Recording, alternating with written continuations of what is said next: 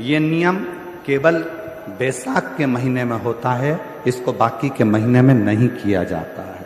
इसको बाकी के महीने में नहीं करते, केवल बैसाख। शिव सप्त तीर्थ का जो नियम है वो अपने जीवन में धारण कर, और हम तो कहेंगे शिव महापुराण की कथा श्रवण करने वाले प्रत्येक बेटा बेटी से,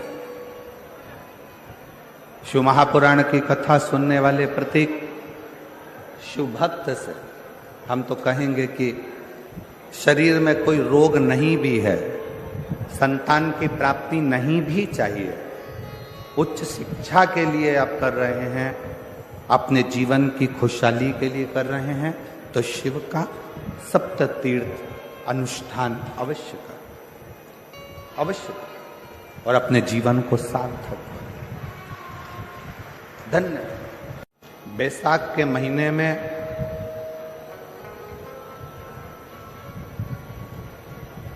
शिव सप्त तीर्थ का बड़ा महत्व है।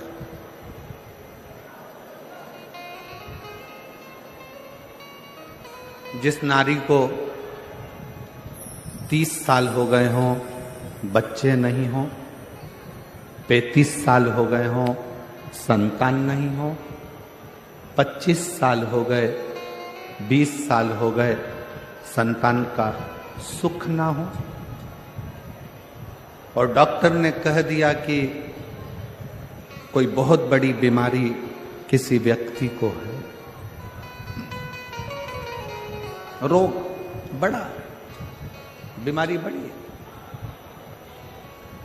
और उस बीमारी का कोई हल, उस रोग का कोई हल नहीं दिख रहा, कोई हल नजर ना आ,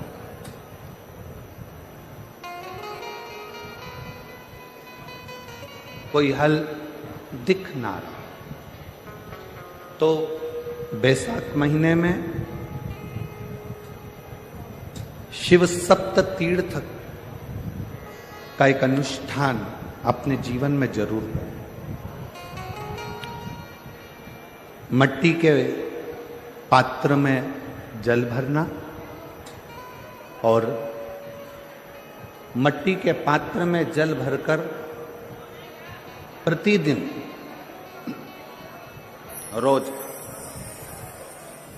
7 दिन का ये नियम होता है सप्त तीर्थ का, सप्त तीर्थ। बस विराम जो है उसका प्रदोष के दिन होना चाहिए,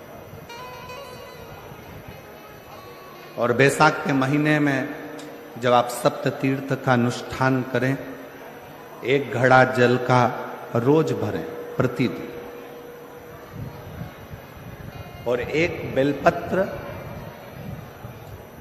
1 शमी पत्र उस घड़े के नजदीक में कोई पात्र में अवश्य रखें।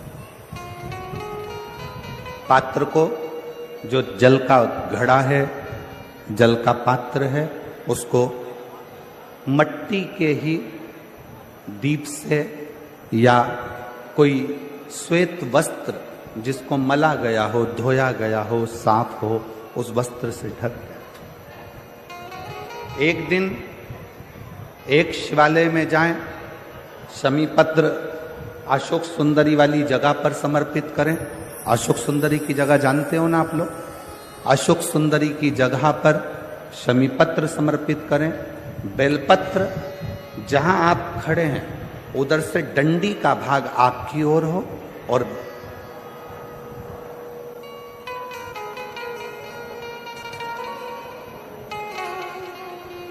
जहां आप खड़े हैं वहां डंडी का भाग आपकी ओर हो, और बेलपत्र शिव जी को समर्पित करा जाए। फिर जो मट्टी के पात्र में जल है वो भगवान शंकर को अपनी कामना कर कर शिव जी को समर्पित कर दो। संतान के लिए कर रहे हो तो वहीं से जल को एक कटोरी में, एक पात्र में झेल लीजिए।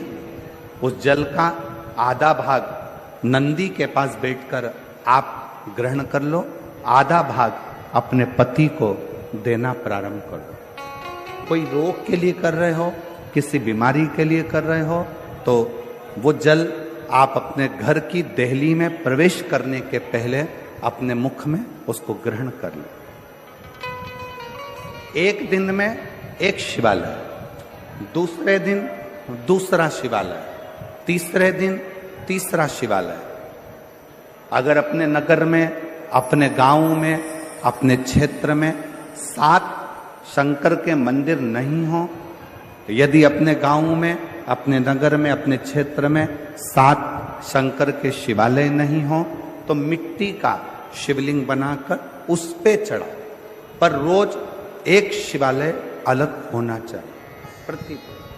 प्रदोष के दिन जब आप इस सप्त तीर्थ का विराम करेंगे, उस समय पर जल, जब प्रदोष काल आए, प्रदोष काल का जब समय हो जल चढ़ाओ सुबेरे, पर प्रदोष काल का जब समय हो उस जल का पान उस प्रदोष काल में कर लेना।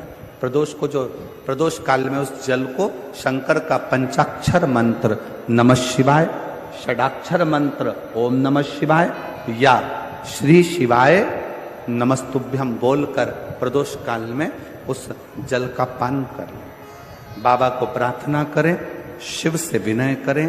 ये नियम केवल बैसाख के महीने में होता है, इसको बाकी के महीने में नहीं किया जाता है। इसको बाकी के महीने में नहीं करते, केवल बैसाख। अब जरा माताएं बड़ा ध्यान लगाकर सुनिएगा, कथा चूके ना। आपको 10 जगह जाकर सिर नवाने की जरूरत ना पड़े, एक महादेव के चरणों से ही आपका आनंद सुख प्राप्त हो जाए। एक मट्टी का पात्र, और मट्टी का अगर कोई कलश है छोटा सा, उस कलश के ऊपर तांबे का कलश,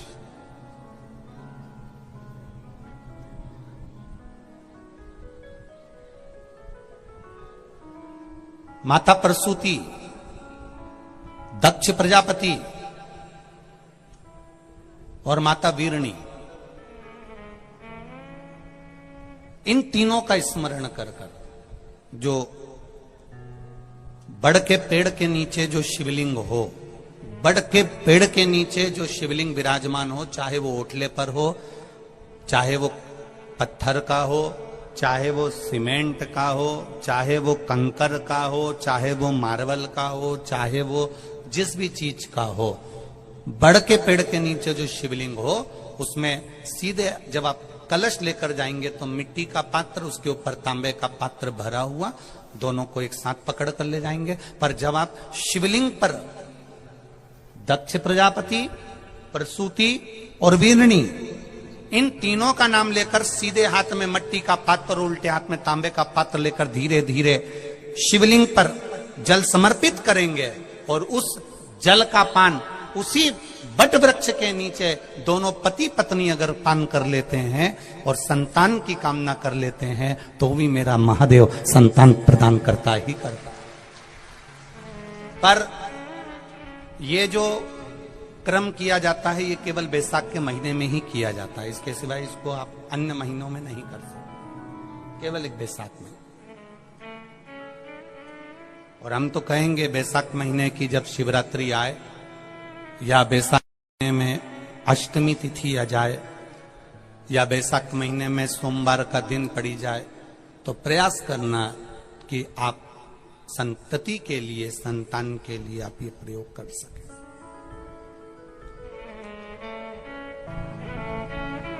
खाली न जाता कोई दर से तुम्हारे, मैं भी खड़ा हूं नंदी बाहे पसारे। बाबा आपके चरणारविंद का रस तत्व हमें प्राप्त। प्रसूति शिव महापुराण की कथा जितनी भी माताएं सुन रही हैं, जिनके घर में 30-30 साल तक औलाद भी नहीं हुई हो, 15 साल, 18 साल, 10 साल, 20 साल, अगर संतान का सुख भी नहीं है, तो वे विश्वास करता है जिसने 7 दिन की प्रसूति शिव महापुराण की कथा 7 दिन की अगर पूरी भले मोबाइल पर सुने, चाहे टीवी पर सुने, चाहे पंडाल में सुने, कामना कर कर झोली पसार कर अगर दिल से सुनेगी तो ये झोली भले 30 साल क्यों ना हो गए हो तो भी वो भरेगा जरूर, ये निश्चित है। बैसाख के महीने में पार्थिव शिवलिंग के निर्माण का, और उसमें एक बात कही गई कि जब संसार का मनुष्य मृत्यु लोक में रहने वाला मानव, मृत्यु लोक में रहने वाला मनुष्य मिट्टी के शिवलिंग का निर्माण करता है, पार्थिव शिवलिंग का निर्माण करता है, और जिस घर में पार्थिव शिवलिंग का निर्माण होकर उसकी पूजन होती है, घर का सदस्य उस पर अगर एक बूंद जल समर्पित कर देता है तो जितने घर के सदस्य होते हैं उस पार्थिव शिवलिंग के निर्माण को करने वाले होते हैं, पूजन करने वाले होते हैं, उनको 6 महीने तक किसी बड़ी बाधाओं को झेलना नहीं पड़ता, वो दुख अपने आप पड़ जाएगा। बैसाख का महीना चल रहा है, शंकर के शिवालय में जाओ, शिव के शिवालय में 3 स्थानों का स्पर्श अवश्य जरूर।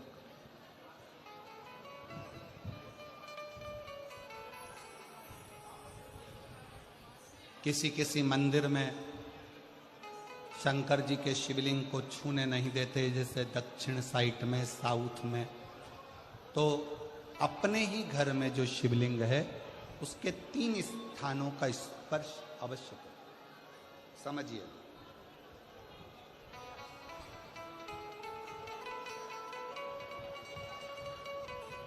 पहला शंकर भगवान के जहां से जल बहता है उस स्थान में, ये जलाधारी है, जल बहता है, ये शिवलिंग है, यहां से जो पानी नीचे की ओर जाता है उस स्थान का स्पर्श अवश्य करें। दूसरा, शिवलिंग का जो गोल भाग है उस गोल भाग में कहीं पर भी अपनी हथेली का स्पर्श अवश्य करें। तीसरा, शंकर भगवान के शिवलिंग का जो ऊपर का भाग है वहां अपने अस्त्र का स्पर्श अवश्य करें। तीनों स्थान पर ब्रह्मा, विष्णु और महेश का स्मरण करते हुए जब बैसाख महीने में आप शंकर भगवान को जल समर्पित करें। शिव जी को जब बैसाख के महीने में जल दिया जाए तो दोनों हाथ से अंजलि में कलश रखकर शंकर भगवान की अपने हाथ की अंजलि में जल रखकर शिव जी को जल अवश्य समर्पित करें। 2 चीजें बड़ा स्मरण में रखिएगा। एक, बैसाख महीने में मट्टी के पात्र का जल, अभी क्या चल रहा है? फागुन। अभी क्या चल रहा है? फागुन। जब बैसाख का महीना आए ना,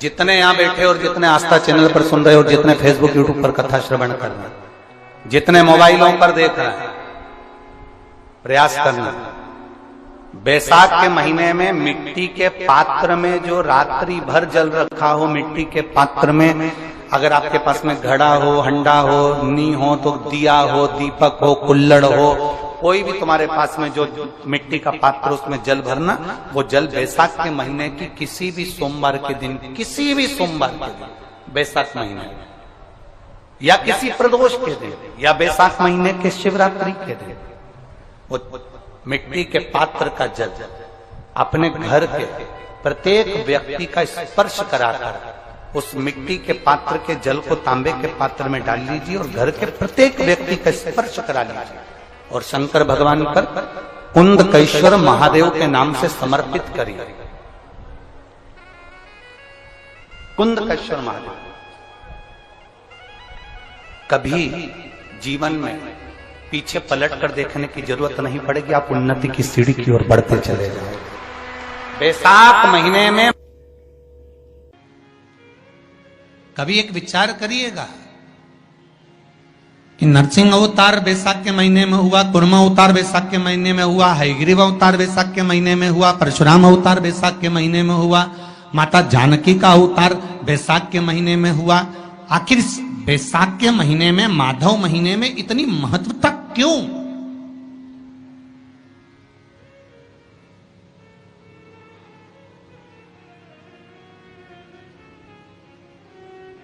बैसाख के महीने में पड़ने वाली एकादशी, चतुर्थी, प्रदोष, अमावस्या, पूर्णिमा, शिवरात्रि, ये सभी इतनी महत्वपूर्ण क्यों हो जाती है?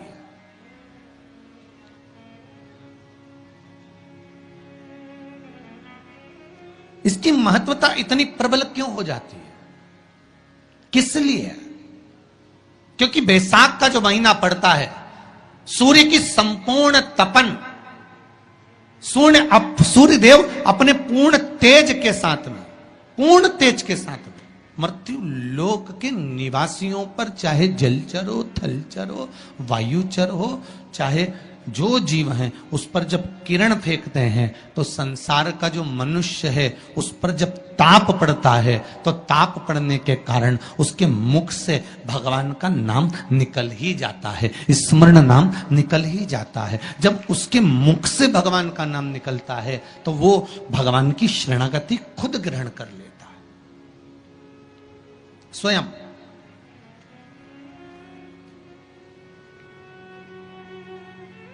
शरणागति ग्रहण कर लेना। बैसाख की पोथी पढ़ते हो आप लोग?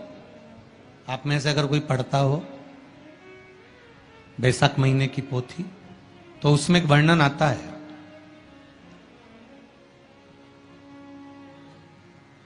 गीता प्रेस गोरखपुर के कल्याण अंक में भी आप ये पावन बैसाख चरित्र श्रवण कर सकते हैं।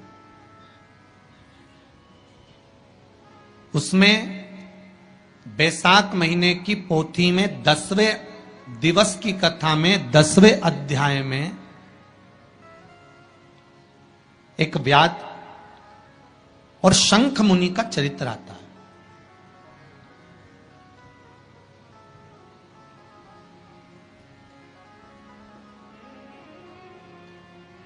शंख मुनि एक बार निकलकर भगवान शंकर के मंदिर में जल समर्पित करने के लिए जा रहे थे, और शिव मंदिर की ओर जाते जाते जाते जाते जाते जाते बीच मार्ग में चलते चलते चलते चलते, और वो शंख मुनि जब शिव के मंदिर में पहुंचे, शंकर भगवान के मंदिर में जाकर उन्हें दर्शन किया,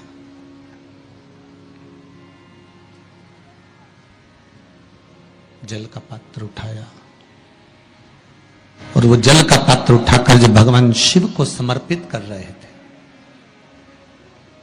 तो उसी समय जल का पात्र उठाकर जब शंकर भगवान को समर्पित करा गया, और शंख मुनि निकलकर जब बाहर आ रहे थे, आते आते शंख मुनि के मन में एक भाव उत्पन्न हो गया कि जब हम भगवान शिव को कुछ वस्तु समर्पित करते हैं तो उसका फल, उसका पुण्य फल हमें कितने समय में प्राप्त होता है। ये शंख मुनि के मन में एक विचार जागृत हो गया, शंख मुनि के मन में एक भाव जागृत हो गया।